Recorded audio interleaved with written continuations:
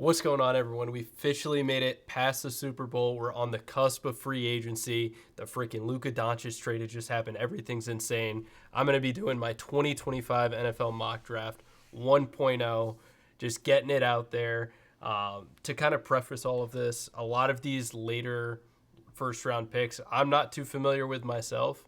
So I'm going to go based off of probably positional need or positional value. As opposed to specific players or specific skill sets. But I definitely want to just get my 1.0 out there just to kind of see how things play out. But I don't know about you guys, but I'm really excited to see what happens, especially at the top of the draft here with Tennessee. I think there's a high likelihood that they trade down in this draft. I also think that there's this whole hovering thing with Myles Garrett and a potential trade there. But without further ado, let's just get into this and let's start this draft. So we're looking at Tennessee. I'm not going to be doing any trades in this. I'm just going to be sending it all the way through. I still think that there's a likelihood that Tennessee considers a trade down here if they're not 100% on Cam Ward, who I think is their guy. I just don't think Shedeur is the guy that they want to go with. I don't think Shedeur wants to be there. I think if Tennessee values quarterback this year, then they should do it. But they do have a lot of needs on that team. So for them, if they're sticking and picking at number one, then I think that they'd be going with a quarterback if they stay put. And I think that their quarterback at this draft, it's Cam Ward. So I'm going to give them Cam Ward number one. That's just, I think that if they stay, it's because they want a quarterback. And if they trade down, they're worried they're going to lose the opportunity to get one of those guys. So that's kind of what I have there. So Cleveland. So this also would be the hypothetical if Myles Garrett were to stay in Cleveland. They didn't trade him. They still have this number 2 pick. They have a really strong defense. They've got an unhappy Myles Garrett. They need to get themselves into a position to be competitive, to try and entice Myles Garrett to not want to get traded and to commit to being with this team. I think if you go with a quarterback here, then it's not necessarily going to help translate to wins. I think having a strong, powerful defense definitely is going to help move the needle that way, and maintaining with some sort of veteran presence at quarterback is probably what they're going to have to do until they get to a spot where they can get off of this ugly Deshaun Watson deal, which is probably the worst trade in professional sports history. So I'm going to give them, I think they can go a lot of different ways. But if they're staying at 2, then I think they go with the best edge in this draft, which is going to be Abdul Carter out of Penn State. It would just be an insane defense. They would have Grant Delpit, Myles Garrett, Abdul Carter, JOK, Denzel Ward. This defense would be insane. Greg Newsome. I'd like Jerome Ford to just kind of carry the backfield. I don't think that they need to consider any type of running back here. The only other thing I'd be thinking of is the versatility of Travis Hunter, pairing him up with Jerry Jeudy and Cedric Tillman, who honestly I'm a big fan of and came on last year. But in terms of positional value, it's got to be Abdul Carter. I'm not going to overthink that one too much. So now we're at the Giants. So I think everybody and their brother right now is saying Shedeur Sanders is going to be a New York Giant. I think that obviously the Giants need a quarterback. I think that this GM he's on a hot seat. Brian Dable's on a hot seat.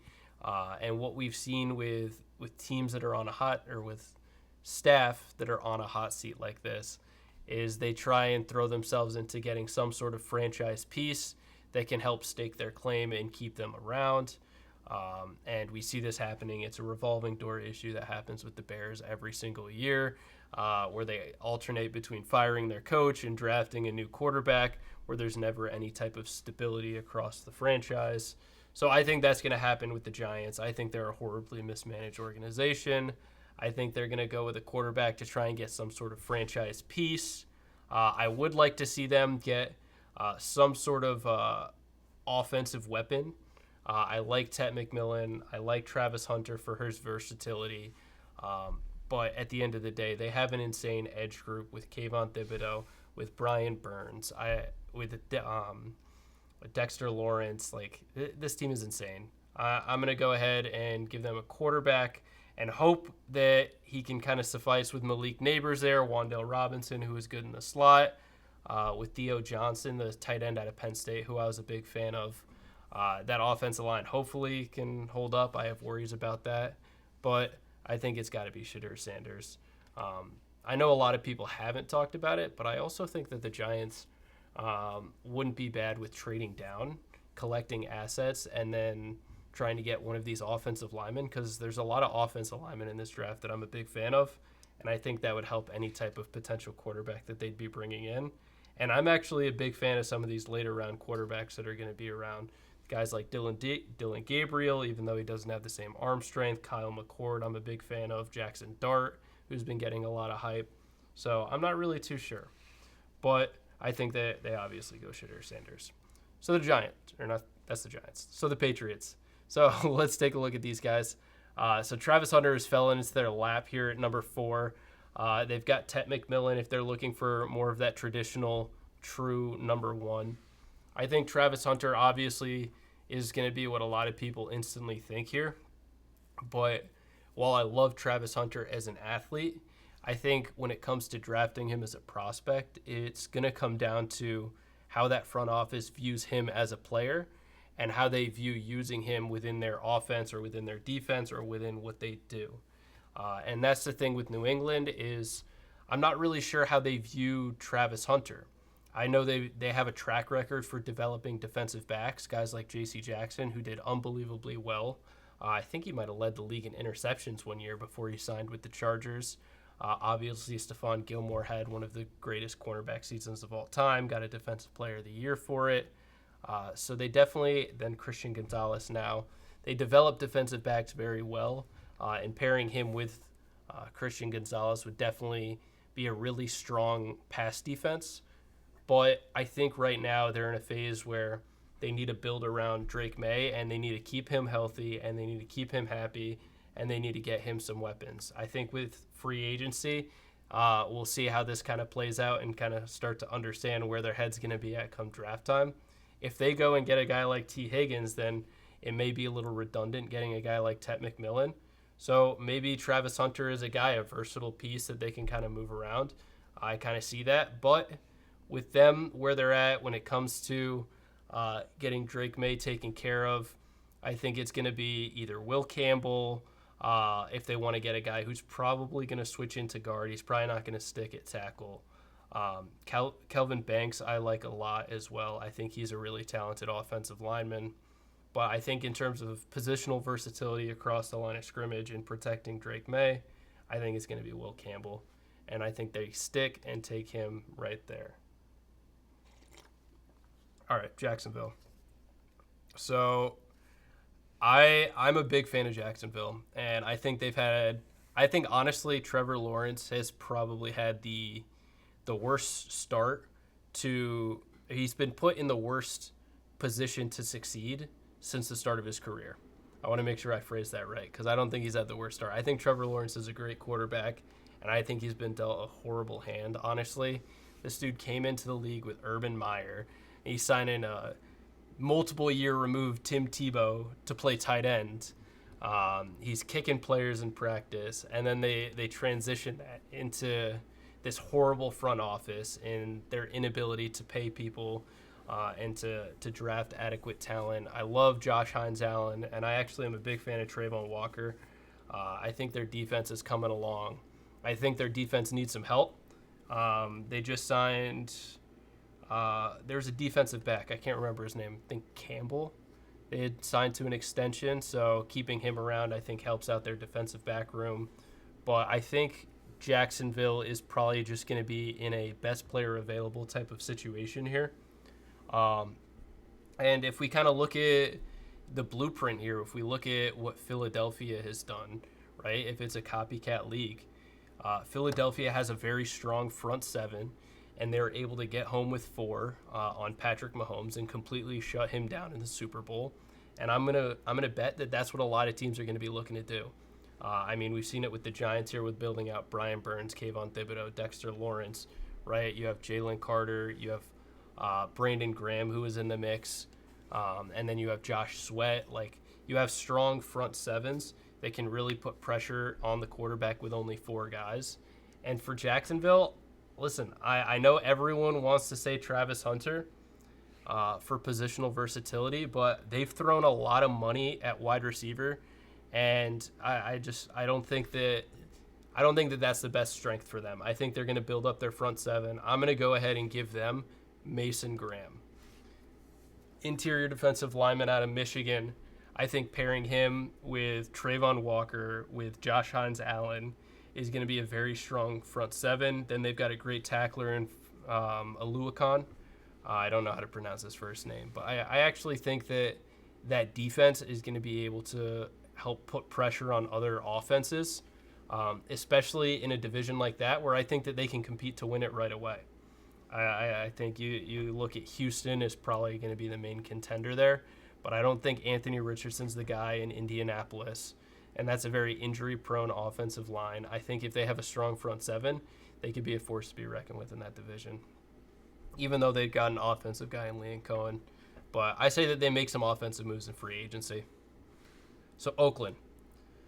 So they're in a unique spot, and I'm actually shocked with myself here that I have Travis Hunter falling as much as I do.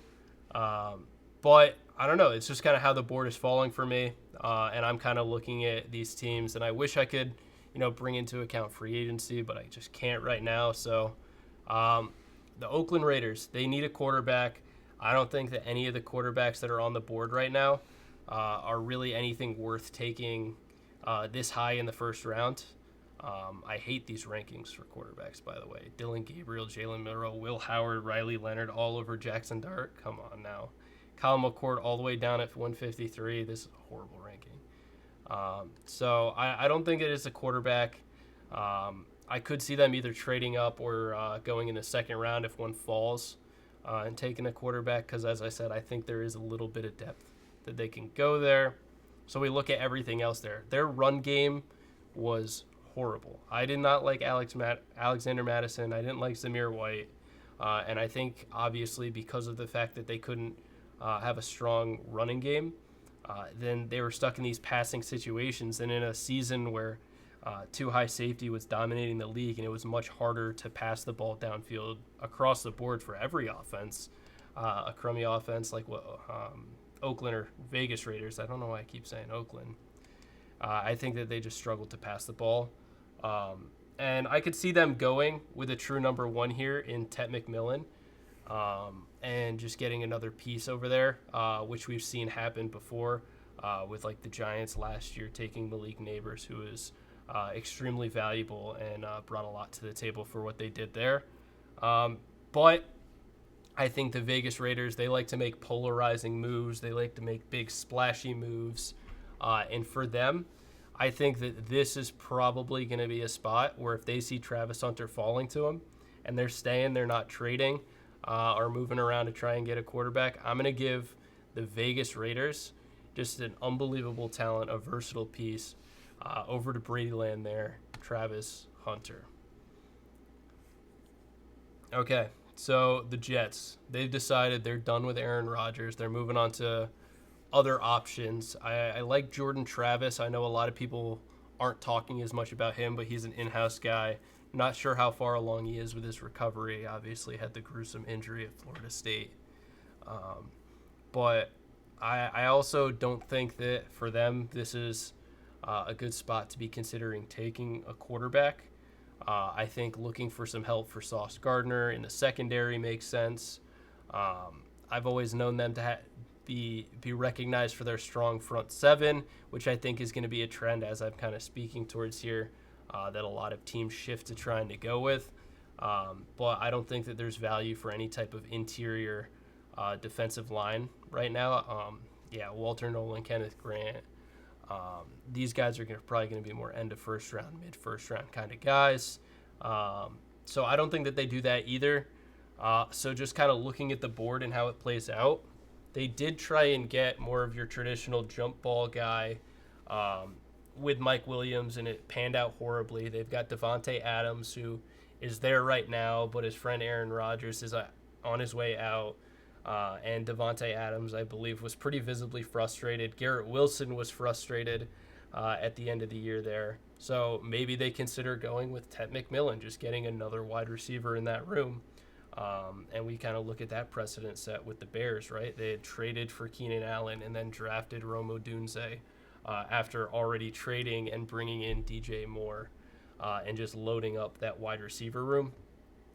Especially for them, if they're going to look next year or even in free agency into getting some sort of stable quarterback play, a guy like Sam Darnold, for example, who's probably going to be shopped around heavily this year, maybe that's going to be an enticing sell. Is just you're going to have a unbelievably talented wide receiver room. Of course, you got Breece Hall, who's going to be coming into a financial year. And I am not personally opposed to taking running backs high. I support it, contrary to what many analysts may think themselves. But for them, I think Will Johnson, for me, is the biggest talent on the board here. I'm a huge Will Johnson fan. Jahdae Barron, I don't know how far they have him. The rankings on this. I like Jahdae Barron, too. I think he's going to fly up boards. I don't think he's ranked nearly as high as he should be. But I think Will Johnson is unbelievably talented. And the Jets would be lucky to get him paired with Sauce Gardner. I'm going to do that right there. So now we're at Carolina. So Carolina, they had this great play from Bryce Young when he came back. Dave Canales has proven to be a great coaching hire for them in what has been a horribly mismanaged franchise. They just paid Chuba Hubbard. They just drafted Jonathan Brooks. They just paid Miles Sanders. So I think they're completely out on running back. I think they need to get help in their secondary, and they need to get stronger up front. I like guys that they have on their defense, but I think that there's still a lot of missing pieces that they have. They just drafted Xavier Legette, who struggled with drops last year. Obviously, Adam Thielen, who's been a safety valve for Bryce Young, is getting older. I could see them also going with a guy like Ted McMillan. I think Luther Burden, this is probably way too high for him. And I think skill set wise, he's more of a run after catch kind of guy, a route runner. So I think what they would need is more of a sure-handed jump ball contested catch guy, just to have a different skill set to what Thielen brings to the table and what Xavier Legette brings to the table, who I don't think either of those guys at this point where they're at are true number one wide receivers. And I think Ted McMillan has the potential to do that. And I kind of feel myself almost talking myself into Ted McMillan a little bit. But I also know that Bryce Young is a small quarterback, and he's going to get a lot of pressure from opposing defenses in the NFC. I mean, we look at all the different NFC teams that are over there. I think that, you look at like the Eagles, for example. That's going to be a huge front seven that Bryce Young has to go against, and you got to be able to protect your small little quarterback so that way he can stay healthy throughout the year. So I wouldn't be opposed to taking Calvin Banks or some of these other offensive linemen. So if we look at offensive tackle, of course, you've got Banks, Simmons. I think this is too high for him. Interior guys. Oh, my God. I don't like how this is set up. Interior, Tyler Booker is a great talent. I know I like him out of Alabama. But you know what? Let's get another weapon. I think that's kind of where everything is headed. I'm going to give them stick and pick Ted McMillan, wide receiver out of Arizona. So now we're at the Saints at number 9. Also a team in, I guess they have this revolving door of cap hell, so to speak. And they definitely need to try and get themselves out of that. Alvin Kamara's not getting any younger. They do have Kendre Miller, who I think is pretty talented. Derek Carr's contract is horrible.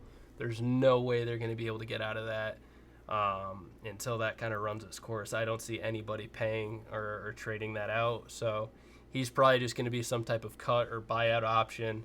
They're not going to have a lot of money to spend in free agency. I think what they have is what they have, and the only talent that they're going to be able to continue to acquire here is going to be whatever they get through the draft. But with the fact that they do have some running backs there, they've got a lot of aging stars over on that defense. They don't really have a strong option at quarterback. It's either Derek Carr, Spencer Rattler, Jake Haener. there's not a lot there. So I think for them, it's just getting the best player available. Cam Jordan is getting old. Ryan Ramczyk is injury prone and getting old. So for them, I think it comes down to who they think is the most talented guy that's left on this board. I don't think that's going to be Ashton Genty. I think positional value hurts that. I think same thing with Malachi Starks as a safety. James Pierce, I think, is going to fall in the draft. I'm a Vols guy, but I think because of his build and his frame, he's going to fall very similarly to how Nolan Smith out of Georgia did a couple years ago. Great edge rusher, but struggles in the run because of his size. So kind of a one-trick pony. But he's very talented as a speed rusher in what he does. So I don't think it's him. Mike Green has been a very fast riser this year, but I still think 9 is a little too sweet for that. Luther Burden, I think, would make sense. Chris Olave has been getting concussion after concussion and really struggling to stay on the field. And outside of Chris Olave, they have Rashid Shaheed, who's more of a deep threat kind of guy. And you could put Luther Burden in there to do a lot of the underneath stuff. Similar to how Ladd McConkey has been used over with the Los Angeles Chargers now. Tight end would be interesting for them, looking at Tyler Warren. But is tight end the positional value that you want to go with right now? And then offensive line, obviously, they've got guys across there that are, known. They took Cesar Ruiz in the first round a couple of years ago. Who's been playing guard, center, a lot of your interior stuff. Ryan Ramczyk has been struggling to stay on the field. So maybe they look there. Emeka Egbuka, another sure-handed guy who gets open. Ben Morrison, I'm a huge fan of out of Notre Dame. I think he's playing well. Michael Williams, who I think is a great talent. Where are some of these other edge rushers, though? Because if we look at positional value, Shamar Stewart is an athletic freak who had an underwhelming year at A&M. Donovan, I don't even want to try that last name, played well. But you know what? For the Saints, I feel like I'm talking myself into... No, I'm not. I still think that's too high for Luther Burden. I do. I think he falls a little bit. But we're going to do it because I still think that's the best play right now for them. There's definitely been guys with his skill set that we've seen go around this 9, 10, 11 area. We look at when the Eagles traded up to get Devontae Smith. So I'm going to go ahead. I'm going to say the Saints. I'm going to say they reach and they take Luther Burden, just another offensive weapon to get there down in New Orleans to pair with Chris Olave, hoping that he stays on the field and produces. So the Bears, a lot of free agency money. They're probably going to be big spenders. They're probably going to be shopping around this whole Myles Garrett thing. But I think they're in a great spot right now because they're going to get their pick of the litter when it comes to edge rushers and outside linebackers. James Pierce is here. Mike Green's here. I think Michael Williams is a freak. I'm probably going to have them go there. I just want to make sure there's not a guy that I'm missing right now. They got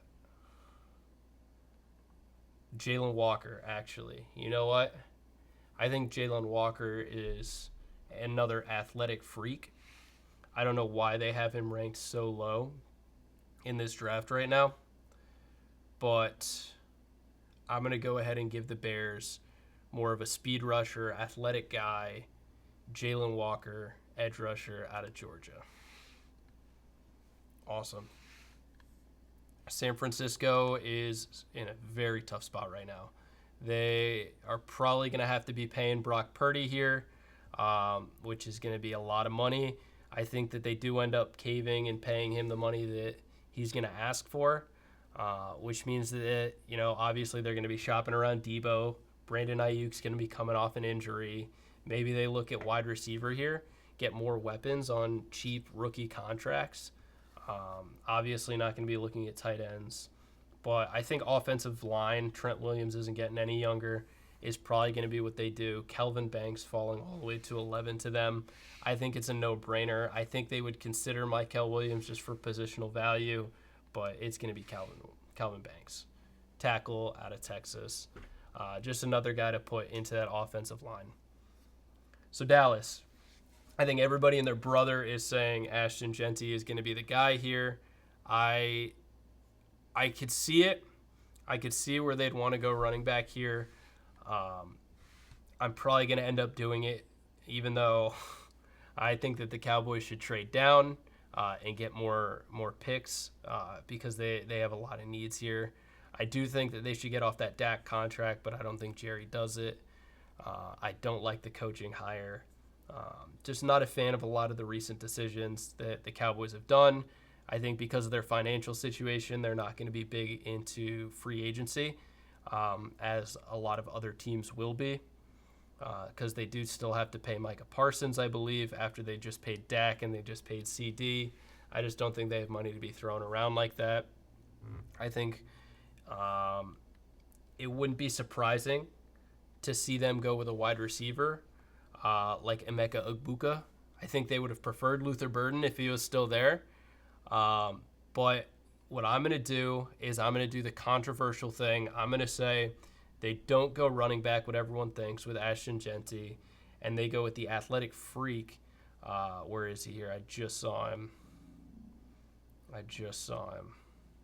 Yes, they're going to go with Mykel Williams, the edge out of Georgia, put him alongside Micah Parsons, and just have some pure speed coming off of the edge there in Dallas. Miami. I think Miami has an identity crisis right now. I think that their identity is that they're a soft team, that they're not physical, that they're not aggressive. And I think what they need is some sort of culture change, people that can come in there and get physical and change that culture over in Miami. Obviously, Tyreek Hill isn't happy. I don't know what's going to happen with him. Jalen Waddle has been very injury-prone in his time. Tua's been very injury-prone in his time. Devon Achane, in his short stint down there, has been very injury-prone. I think they have an identity for being soft, not being able to play in cold weather, not being able to stay healthy. I think they need some dirt dogs here. They need some guys that aren't afraid to get dirty. And I think a guy who's a do-it-all guy, who you can put anywhere and have him be valuable to what your offense does, would be a guy like Tyler Warren, who I would like to have go right here at 13 to Miami. However, I think that with how much they're paying Tua and how much help they need on that offensive line, they're probably going to go with some sort of offensive lineman here. But I think with Jonnu hitting free agency, we saw what Jonnu was able to do down there in Miami. I think Tyler Warren is an upgrade there, and I think he would take a burden off of Tyreek Hill and Jalen Waddle in a big way, while still being able to help with the run game and all those different run schemes that is known to happen in the Shanahan system. So I'd like to say if I was picking, it'd probably be Tyler Warren, but I think they're probably going to be offensive line in some capacity. Do they want interior? Do they want exterior? Honestly, I'm not sure. I like Tyler Booker, but let's give them Josh Simmons. We're just going to say, obviously, we don't really know what any of these teams are going to do, but we're going to say they need offensive line. Let's give them Josh Simmons. Indianapolis, I'm going to start moving a little bit faster through these picks. I think they're still going to be committed to Anthony Richardson. He's still young. He's still very raw. He hasn't played a lot of football. I don't like how much that they have designed runs for him. I think we need to get him to stay healthy and more consistent throughout the year. I think part of it is he needs to learn to slide. Second off, we got to be better at our play calling. There was a lot of drops in key situations that happened last year with some of the younger wide receivers that they had picked. I love Josh Downs to do a lot of the underneath stuff. I like Adonai Mitchell, and I hope to see him develop. They've got Michael Pittman. They've got Alec Pierce. I don't think that they're in the market for wide receiver here. I think that a tight end would also continue to help Anthony Richardson, and I think that's probably going to be what they do here, is get another offensive weapon to help out Anthony Richardson, to help them make that decision, is this the guy or not? And looking at the board, Malachi Starks would be really helpful for what they have there and what he does, but safety, positional value, I think Tyler Warren is the more significant talent here, which I think Atlanta would be very excited to hear with Indianapolis going Tyler Warren, because there's going to be some DBs here that are sitting on the board. You could, of course, go wide receiver. They've been known to take guys like that high with Drake London, with Kyle Pitts.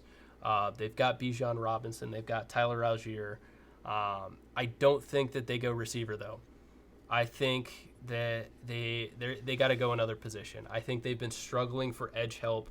I think there's a lot of edge talent that I have left on the board here. I love Ben Morrison as well. I am a huge fan of him. I don't think he goes higher than Jahdae Barron, if I'm being honest, despite my own biases. But I'm going to say Atlanta, they've been struggling to get that true edge, to get pressured on these quarterbacks. So with that being said, I think Mike Green is a freak, and I say Atlanta reaches and goes, actually, you know what? I'm not going to do Mike Green. I'm going to go Shamar Stewart, edge out of Texas A&M. Bigger guy, more of a power guy. Underwhelming year at Texas A&M, but I think they look for a guy to set the edge there in Atlanta. Something they definitely need. So now we're at Arizona. Arizona, they just drafted Paris Campbell last year. They did some moving around in the last draft, which I think helped them out. I think that they're trying to take that next step. I think that they struggled in the back half of the year, once again, as they've been known to do. But at the beginning of the year they were a competitive team.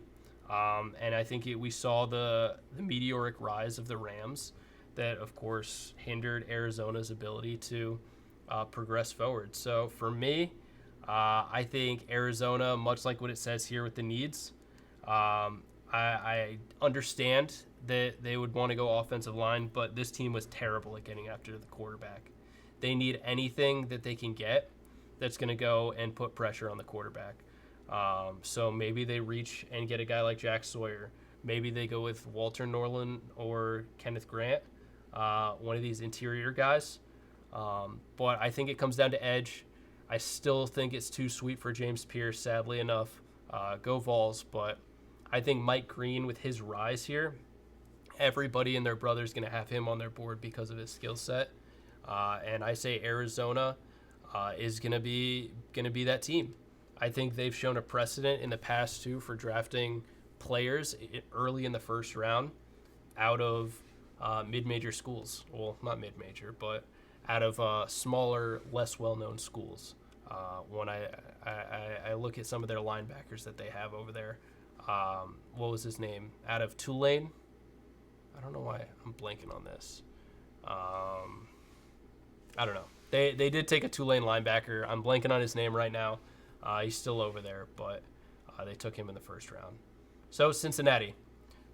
So great offense, high-powered offense. That defense really held them back, and they need some help on that defense. Trey Hendrickson was great at getting sacks and getting after the quarterback. But I think what they need is some sort of defensive back help to help cover all these wide receivers. I think what we're seeing is the minimum now is you're looking at 3 wide receiver sets, probably with a down tight end or a tight end that they motion out to be standing upright. So at the very least, you're going to need 3, 4 defensive backs who can cover a variety of different types of receivers. So you're looking at nickels, you're looking at safeties, corners, maybe an outside linebacker or middle linebacker with some sort of versatility.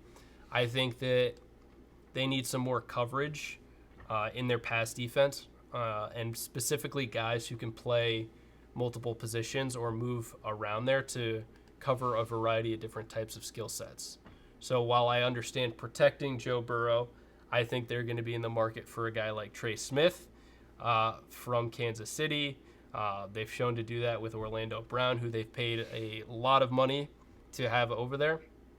So I think for them, I'm going to give them Malachi Starks. I think having his skill set where they can move him around, I think he's going to help out that defense tons. And I think he's a player that they desperately need. And they've been shown to want to go to Georgia safeties. Funny enough, Louis Cine, I believe, they had tried picking up and giving it a shot, and it just didn't go as planned. I think they got him from Minnesota. I think it was Minnesota who drafted him, but they had given him a chance, and it just didn't work out. So Seattle is a very unpredictable team. I don't really know what they end up doing. They don't really have a quarterback option. They've got Geno, who they've been maintaining with. Sam Howell, I just don't think is the guy. I wanted to see him succeed, but I don't think he's the guy. And we see a lot of different players that are here. I think they're out on wide receiver. Devon Witherspoon, I think, has been great all over the place over there in Seattle. They obviously have Reek Woolen, so I don't think that they're looking at defensive backs. So they're probably going to go best player available, which is probably going to be some sort of interior defensive line or some sort of offensive lineman. And I think in terms of versatility, I'm going to give them the next ranked interior offensive lineman. I'm going to give them Tyler Booker, guard out of Alabama. Just another guy that they can put in there in that young and rising offensive line. And I think they'd be positioning themselves to be a really good spot for any type of potential future quarterback that they may get, whether it come through the draft or whether it come through free agency or trade of some sort. They're turning themselves into a really sought-after destination, if you ask me. So Tampa Bay, they've got Baker, who has been playing lights out. I'm curious to see how he does now onto his third offensive coordinator now. A lot of change there, but give him his flowers. He's been doing good. Mike Evans and Chris Godwin, both injury-prone, and both in their older years. Chris Godwin is going into free agency, most likely won't be returning. They could be looking at another wide receiver here. I think Jalen McMillan is going to start to become more of a focal point in that offense. Bucky Irvin, Sean Tucker. I think they have a really deep Rashad White. They have a really deep running room. Their offensive line with Tristan Wirfs and company, I think, has been pretty good. So I think we're going to start seeing more of a run on some of these edges. I had Shamar Stewart. I had Mike Green. And let's start looking at some more defensive help here. Or do we want to go defensive back?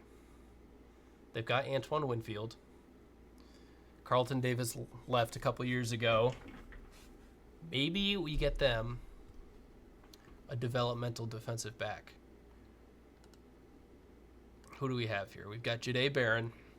Siobhan Revel is probably going to be testing very well at the combine. You know what I'm going to do, actually? I'm going to say that they go with an interesting pick here. I'm going to give them Jahad Campbell. He's a linebacker out of Alabama. And I like his skill set because he was used all over the place at Alabama. He can play outside linebacker. He can play middle linebacker, Mike Will, wherever you need him to be, he can do that. And I think Tampa Bay is going to value that. Just having a guy who you can plug and play and move and put anywhere that you need him to be based off of where the need is, I think that's a great value to have. And I think that's where I'll have Tampa Bay going. Jahad Campbell, linebacker, Alabama. All right, so Denver. Bo Nix, check down merchant, captain check down himself, but did really well in Sean Payton's scheme. I think Javonte Williams is gone. They've got Audric Estime, who's going to be coming in, who I think is doing well. Cortland Sutton has been floating around in trade rumors, but I think he's happy now where he's at. Marvin Mims came into the fold and was playing well. Troy Franklin, I didn't see that much from, and don't think he was really doing anything where it would warrant not considering a wide receiver. I could also see them going with a tight end. I think Sean Payton has shown a track record for valuing tight ends in his offenses. I think that defense surprised everyone and played unbelievably well. Of course, Pat Surtain coming off a Defensive Player of the Year type of season here. Of course, won the award. But do they go with a tight end? What other tight ends do we have here? We've got a lot of tight ends here as we transition into the last 10 or so picks here. Of course, you've got Colston Loveland, who I think the Chargers probably have their eye on. Gunnar Helm, I'm a huge fan of. Harold Fannin Jr., I think I am a huge fan of personally, but I think a lot of people are low on because he's primarily a vertical threat and doesn't really get into much of the blocking stuff, which is so needed. So Denver's an interesting one. So for them, I'm going to give them, what do we have here? I'm going to give them, I'm not sure. I'm stumped with Denver. We're going to give them Ben Morrison, defensive back out of Notre Dame. I think he's really talented. I could see a world where Ben Morrison slides, but I think helping out that defense even more. They can probably make some splashy moves with running backs in free agency. I was considering Genty there, but I don't think Genty's going to be the move. However, as we're looking at Pittsburgh, I think Najee had an unbelievable year, but I think Najee priced himself out of what Pittsburgh is going to be comfortable paying him. I think Pittsburgh, with the controversy that's going on with their quarterback room, is probably going to be looking into other options. And if you're going to be bringing in another quarterback, I think you got to have a strong run game. I don't know what's going on with Roman Wilson, the wide receiver out of Michigan. So maybe they go wide receiver here. Maybe they make some splash moves in free agency. Maybe they go more 12 personnel and start bringing DeAndre Washington into the fold more. I know they like having him out already because of how insane he is as a blocker, but using him more as a receiving threat with Pat Freiermuth, I think makes sense and requires less use on wide receivers and creates more of a mismatch with opposing linebackers and nickels and defensive backs. So I'm gonna say Pittsburgh in a division that is very ground and pound, very physical. I'm gonna give them Ashton Genty, running back out of Boise State. That's my Heisman.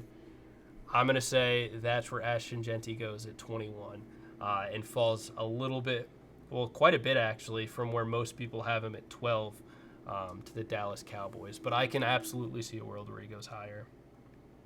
Chargers, I think a lot of people will probably say this is going to be your Colston Loveland right here. But I think Harbaugh has shown that he builds through the trenches. And I think while tight end does have a finger in the dirt, I think Kenneth Grant out of Michigan is going to be your guy. I think he's much better than what people give him credit for. I think he falls in this draft a little bit because he played alongside Mason Graham, who I had going super high in this draft over to Jacksonville. So I say Kenneth Grant at 22. Green Bay here, they're going to be losing. They're going to be losing their guy. Why am I blanking on his name right now? Out of Louisville. I think he gets traded. Defensive. Why am I blanking on his name? Jair Alexander. Oh my gosh. I am going crazy today. I think they're losing him. I think he gets traded for contract reasons. And because that, I think they need to get another DB1 that they can have over there. So I'm going to give them Jahdae Barron and not think much about it. Minnesota is going to be losing their quarterback, and they have J.J. McCarthy coming into the fold. They have Jordan Addison. They have Justin Jefferson. Their defense, I think, played really well, and I give a lot of credit to what Brian Flores was able to do over there. I think Aaron Jones, I don't really know what that status is going to look like. I could see a world where they take one of these running backs later or early second round, mid-second round to help out there. I like Omarion Hampton for them. Do they take him at 24? Maybe they do that. I like Walter Nolan. But do we go? No, actually, I'm going to do it. I'm going to say we just saw the first running back go, Ashton Genty, 21 to the Steelers. We're going to start seeing the run of them. I say Omarion Hampton, running back out of North Carolina. He's going to go pair with Aaron Jones and that other offense that they have there and help J.J. McCarthy build out that versatile offense that team needs to make him successful. So Houston, underwhelming year with C.J. Stroud. He had a lot of injuries in his wide receiver room. Tank Dell, obviously, with his. Nico Collins was out for a large portion of the year. I think they need wide receivers, and I think they need much more help there. And I think Emeka Egbuka falling to them where he has, pairing Emeka with his old teammate C.J. Stroud, absolutely. I'm not going to think twice about it. LA Rams did an unbelievably well job drafting with Braden Fisk and with Jared Verse last year. Obviously got the Defensive Rookie of the Year. And they've been really able to build up that front seven again post Aaron Donald. So for them, I think there's a lot of controversy with trading Cooper Kupp. There's a lot of controversy about trading Matt Stafford and what's going to be next for them. And this, I could see them considering going and getting some sort of developmental quarterback. If there's a guy that they value, I think most likely that next guy would probably be Jackson Dart. I personally also like Kyle McCord. I would say that those are my next two that I have my eye on. So I wouldn't be opposed if they go and get a developmental guy here. And we've definitely seen a precedent with that, with teams drafting a developmental quarterback in the first round, with obviously the Packers taking Jordan Love, Michael Penix last year to the Falcons. It's been known to happen. Pat Mahomes, even when they had Alex Smith, who came off a Pro Bowl year. It happens. But if we look at the board, what else do they need? Defensive back, Jahdae Barron just went. Ben Morrison recently went. Some of the defensive backs that they were looking at kind of went off the board. I like Nick Scorton. I'm ashamed that he's this far down on the board right now, but I don't think positionally that's what they need right now. Wide receiver, I think they would consider this. I think Matt Golden is more of your deep threat, over the top kind of guy. He's more of a speed guy. They would probably want someone who can be more of your big slot, much like what Cooper Kupp was. Maybe that's Jack Beck here, but I think it's too sweet to be taking him. Xavier Restrepo would be a great in-the-middle slot guy, given his skill set. I love his ability to run routes. Did they go tight end, right? Instead of, a Cooper Kupp replacement club. I can't talk today. Colson Loveland is sitting right here. He's kind of a do-it-all guy. But you know what I'm going to do? I'm going to say the Rams, they make a splash play, and they go and they get Jackson Dart, quarterback out of Mississippi, to be a developmental guy under Matt Stafford, or potentially be the guy if they decide that they want to make a trade with Matt Stafford and deal him away. And enter into this new age of Rams football. But I like them developing a guy under Matt Stafford. So now we're at the Ravens, another physical ground and pound type of team. They've been sitting here and obviously watching, who is it here? The Steelers, they drafted Ashton Genty. And then it's just a physical team. Who did the Bengals take? Malachi Starks. They took a defensive back. So for them, I like their interior pressure that they have there. Marlon Humphrey, they've been playing as a nickel, so they could still benefit from having more outside defensive backs. I think their offensive line is good. I guess they could always use a tackle. You could always use more offensive line help. In terms of wide receiver, I like Zay Flowers underneath. I liked Rashad Bateman. I think he came into his own. I like Isaiah Likely and Mark Andrews as a pairing. Obviously, Mark Andrews had a very down year. Obviously, had the drop that cost them the win versus the Bills. That would have sent them to play the Chiefs. So heartbreaking stuff to see there. They have Derrick Henry. So for them, I think they go defense. And I think that, they go with whoever they view as their best guy. So I think there's a lot of options here on what that best guy could be. Um, so for me, I think that a guy who's been sitting here way too long is a Nick Scorton. So I'm going to go ahead. I'm going to stick and pick, give them Nick Scorton, edge out of Texas A&M. But I do think that's just going to be a best player available. It's such a talented team that they have that, it could be anybody there. So my Detroit Lions are on the clock here.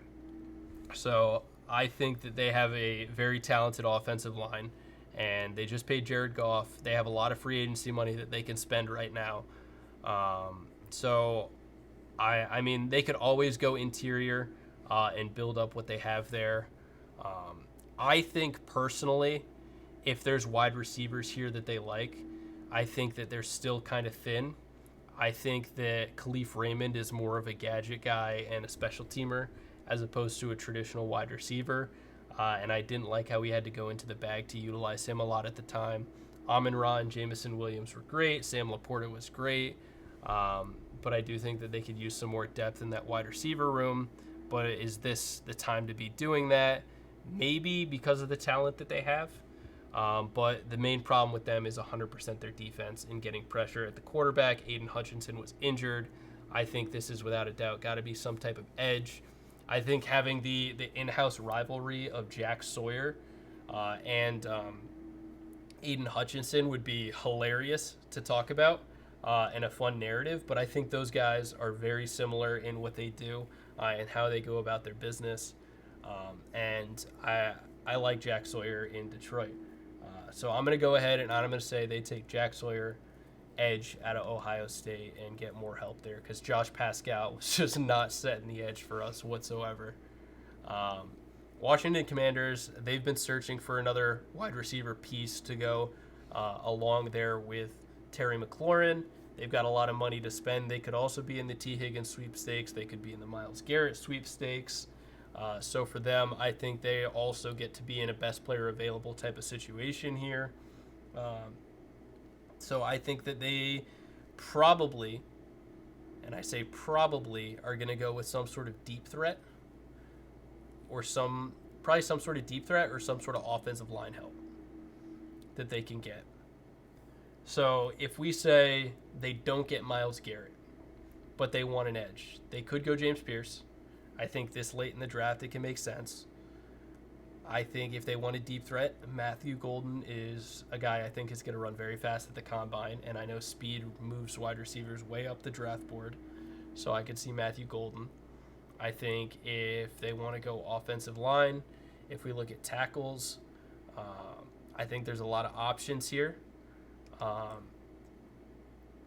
But I think they pass on James Pierce Jr., and I think if they want an edge, they're going to go with Donovan Ezeraku, who I think is a sleeper late first-round pick. He has got all the physical tools that you look for as an edge, and I think Dan Quinn, a defensive guy, is going to value that. So I'm going to have them going Donovan Ezeraku, edge out of Boston College.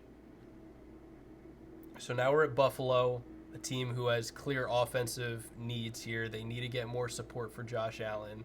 I could also see them considering a running back because James Cook now went on Instagram Live and was asking for $15 million a year here to be the second highest paid running back in the NFL, only behind Christian McCaffrey. And I don't think that they're going to want to do that. But they just drafted Keon Coleman, who played pretty well. But I think Khalil Shakir is more of your underneath slot guy, and I think you just need more assets there that are young, that can be built over time, that are on cheap rookie deals. So what other wide receivers other than Matthew Golden are we looking at here? Alec Ayumano, I butchered that. Stanford guy, I think he's more of a second-round guy. Jaden Higgins, I think I could see him being a sneaky pick. Isaiah Bond, I could see being a sneaky pick. I think this is going to be Matthew Golden. I think he's a speed guy, just brings a different skill set to Buffalo. Josh Allen's got an absolute cannon of an arm. You got to keep helping him out.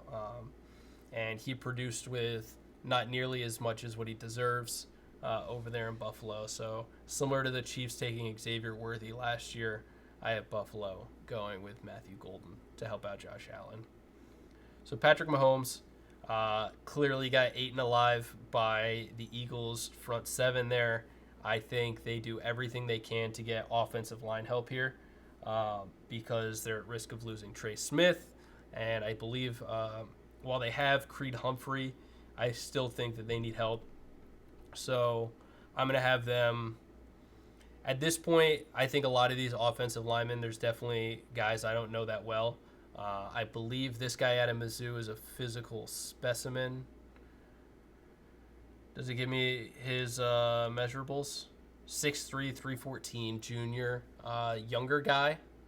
So maybe Kansas City values that. Gray Zabel, what do we know? 6'6", 305, a little bit lighter, bigger. Let's do that. Gray Zabel. We're going to have them taking Gray Zabel, but for the most part, what I mean by this is I think Kansas City bolsters that offensive line because they're at risk of losing guys and because of what happened in the Super Bowl. They got to be able to protect Pat Mahomes because people were able to get home with 4, which is going to start to be a precedent now in the NFL, I'm predicting. And then, of course, our Super Bowl champs, the Philadelphia Eagles, they're going to be able to pick whatever it is that they want. I think they go best player available. There's a lot of options that they have here that they can do. Outside of A.J. Brown and Devontae Smith, I still think that wide receiver is definitely something to take a look at. Offensive line, I think that they've shown an ability to develop offensive linemen like crazy, so maybe they do that. Dallas Goedert struggled with injuries. Maybe they look to get a tight end here, Colston Loveland, sitting here in their lap at 32. Maybe that's something that they look to do. Josh Sweat is set to hit free agency, so maybe they look to get another edge rusher that can help in case they lose him in free agency. And with his Super Bowl performance, there's probably going to be teams that go ahead and look to pay him. I think James Pierce Jr. wouldn't be the edge rusher they go with if they choose to go with an edge rusher, because I think he has too similar a skill set to Nolan Smith, a guy that they already have.